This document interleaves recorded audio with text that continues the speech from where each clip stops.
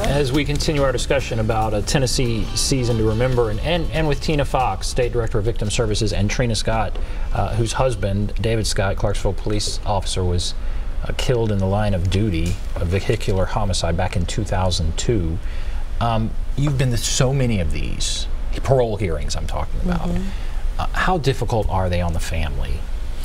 Parole hearings are challenging and emotional because, in a sense, it's like crime victims are attending the funeral all over again. Parole hearings and funerals are total inconveniences for anyone.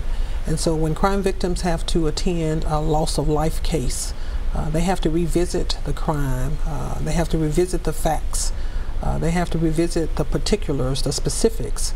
And so, in a sense, it's like they are attending that funeral all over again, and that's why it's so important for those who work with crime victims to treat them with dignity and respect and being sensitive to their needs. And would you, what do you say about that? Oh, I totally agree. Every time I've gone to a parole hearing, the wounds are reopened.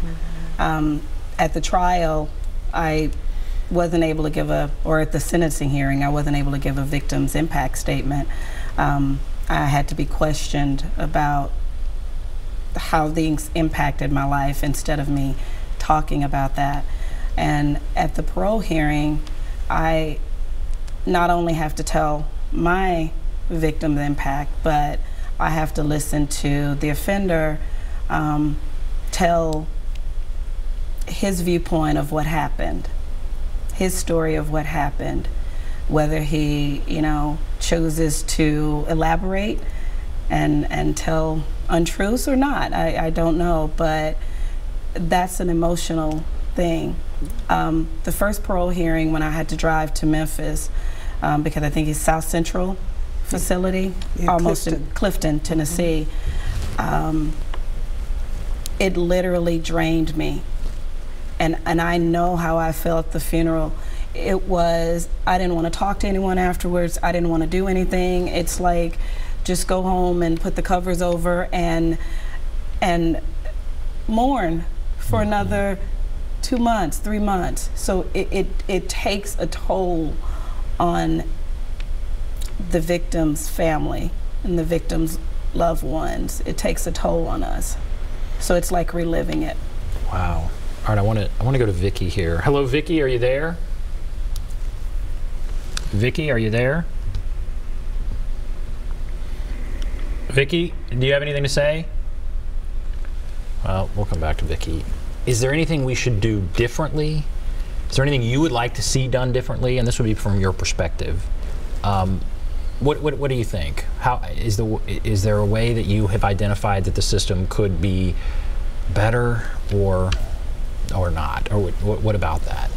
Shrink the parole hearings. Yeah. Shrink the length of time, because I don't know. Is there, and I'm asking you, is there like a time, or is that like what you said, the Tennessee law, that every 4 years or what have you, I think in my mind I was thinking, oh, we don't have to worry about anything for at least another 10 years for the first one, and then it just came. So I don't think that's the only thing that I could see. I think that sometimes I used to envy people that the perpetrator didn't have parole, because it's like you don't ever have to go through reliving this. And others have told me, a friend of mine who lost her husband as a law enforcement, every time I have to go to the parole hearing, she says, Trina, I could never do that. I could never keep going back there like that.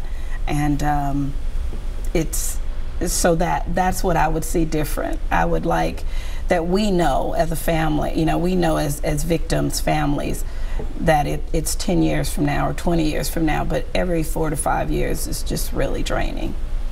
And it's there for a reason.